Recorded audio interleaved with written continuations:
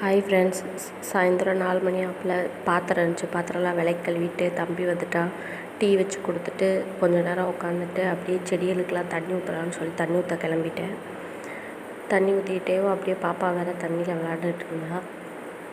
செடிகளுக்கெல்லாம் எப்பயுமே சாயந்தரம் ஆனால் செடிகளுக்கு தண்ணி ஊற்றிடுவேன். தண்ணி ஊற்றிட்டு தான் அதுக்கப்புறம் டீ வச்சு குடிச்சிட்டு தண்ணி ஊற்றிட்டு அதுக்கப்புறம் மற்ற வேலைகளை பார்ப்பேன். பாருங்கள், தினமும் தண்ணி அடிக்கிறதுனால லைட்டாக தான் அடிச்சு விடுவேன், ரொம்ப அடிக்க மாட்டேன். தினமும் லைட்டாக ஈரம் படுறதுக்கு அடிச்சு விட்ருவேன் தண்ணியை. நிலாக்குட்டி தண்ணியில் அந்த ஓஸில் உழுகுற தண்ணியில் விளாண்டுட்டு இருப்பாள். இந்த வீடியோவுக்கு அடுத்து வரும் பாருங்கள், அப்படியே சேர்ந்து அப்படியே வரும். விலாக் மாதிரி போடுறேன் பாருங்கள். எங்கள் சேனலை சப்ஸ்கிரைப் பண்ணுங்கள், லைக் பண்ணுங்கள். நிலாக்குட்டி சேட்டை எப்படி இருக்குது கொஞ்சம் சொல்லுங்கள். நிலா பிரிசன்ஸ் சேனலை சப்ஸ்கிரைப் பண்ணுங்கள். செடியெல்லாம் நல்லா வளர்ந்துருச்சு. பப்பாளி மரம்லாம் பாருங்கள், இப்போ 2வது விதை போட்டது. நிலா தண்ணியில் விளாட்ற வீடியோ வந்து பாருங்கள்.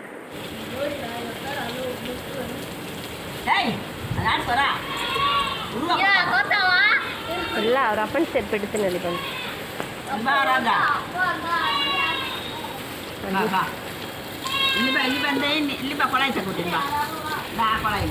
ಏನೇ ಮಸ್ತಿ ನೀರು ಬಿಟ್ಟಿಯಾ?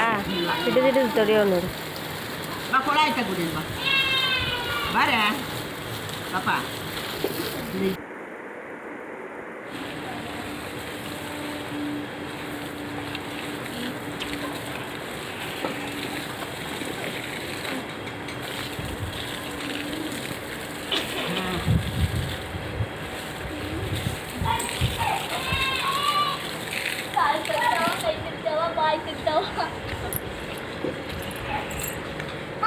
அப்படியே கரிசுமா அப்படியே கரிசி ಹೋಗಿ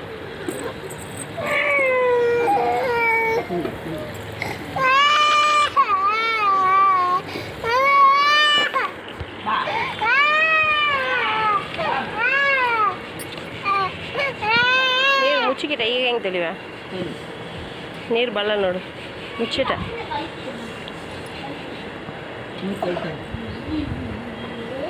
ನೀರು ಬರದೆ ಅಮೃತ ತೀರ್ತಿ ಗಿಡಕ್ಕೆ ನೀರು ಬಿಟ್ಟತಿ.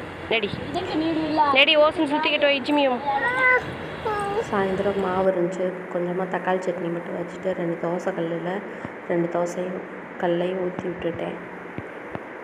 தோசை சுட்டுட்டு தம்பிக்கு போட்டு கொடுத்தேன். சாப்பிட்டுட்டு நைட்டு டின்னர் எங்கள் வீட்டில் தோசை தக்காளி சட்னி. நீங்கள் என்ன சாப்பிட்டீங்க? பாய்.